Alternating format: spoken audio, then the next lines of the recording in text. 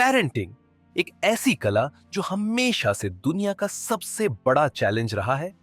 लेकिन क्या आप जानते हैं कि भारतीय इतिहास और संस्कृति में ऐसे पेरेंटिंग के तरीके और तथ्य हैं जो आपको चौंका देंगे।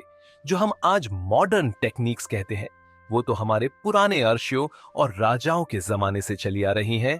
और नंबर एक, आपको इतना सरप्राइज करेगा तो वीडियो को अंत तक जरूर देखिए और अपना फेवरेट भाग कमेंट्स में शेयर करना मत भूलिएगा।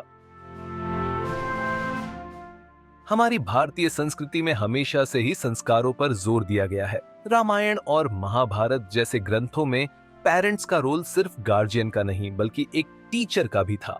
जैसे भगवान श्री कृष्ण की मां यशोदा ने उन्हें सच बोलना और धर्म के रास्ते पर चलना तब सिखाया जब वो बहुत छोटे थे।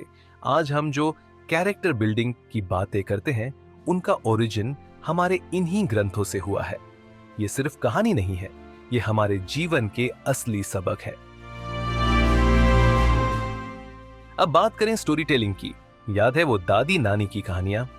वो कहानियां सिर्फ टाइम पास के लिए नहीं होती थी। उनमें छिपे होते थे लाइफ के सबसे जरूरी लेसन्स, जैसे ईमानदारी, साहस और करुणा।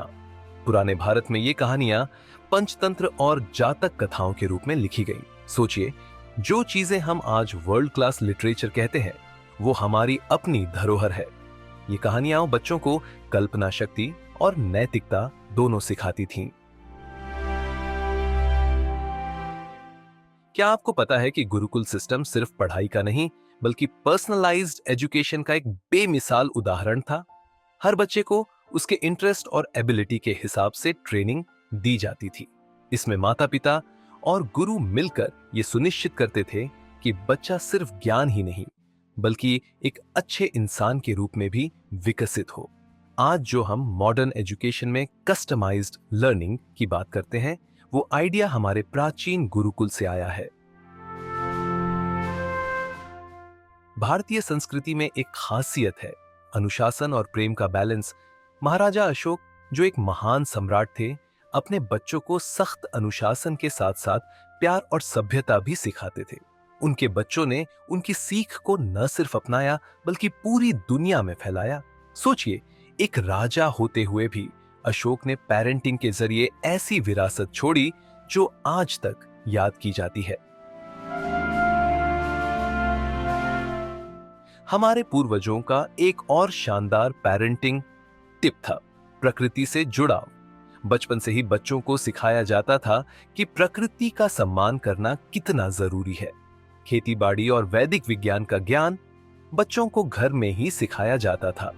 आज जो हम माइंडफुलनेस और इको फ्रेंडली पेरेंटिंग डूमेज की बात करते हैं, वो इन्हीं प्राचीन आदतों से प्रेरित है।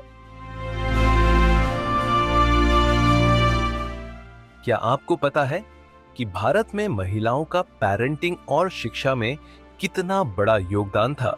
गार्गी और मैत्रेयी जैसे नाम केवल विद्वानों के नहीं बल्कि ऐसी माओं के उदाहरण हैं जिन्होंने अपने बच्चों को शिक्षा और ज्ञान के जरिए महान बनाया। हमारी संस्कृति ने हमेशा महिलाओं को पेरेंटिंग के साथ साथ समाज को शिक्षित करने का भी अधिकार दिया है। हमारे यहाँ बच्चों को बचपन से ही कर्म और धर्म का पाठ पढ़ाया जाता था।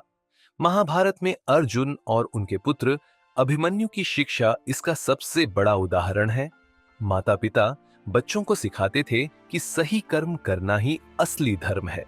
ये सिर्फ धार्मिक बातें नहीं बल्कि बच्चों के लिए लाइफ के गोल सेट करने का तरीका था। तो दोस्तों, भारतीय पेरेंटिंग का ये यूनिक ब्लेंड सिर्फ एक सिस्टम नहीं बल्कि एक फिलॉसफी है। ये न केवल बच्चों को बेहतर इंसान बनाती है बल्कि समाज को एक नई दिशा देती है। अगर आपको ये वीडियो पसंद आया और आपने कुछ नया सीखा तो वीडियो को लाइक करना ना भूलें। अपने परिवार और दोस्तों के साथ इसे शेयर करें।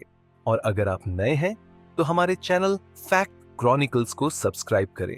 मिलते हैं अगले वीडियो में एक और अनोखे टॉपिक के साथ।